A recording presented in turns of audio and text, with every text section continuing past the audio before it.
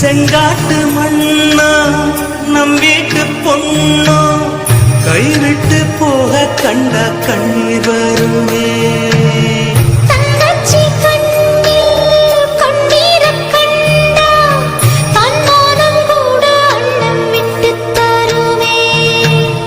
பந்தத்தை மீறி போக சக்தி இல்லையே, பாசத்தில் பங்கு போட பட்டா இல்லையே,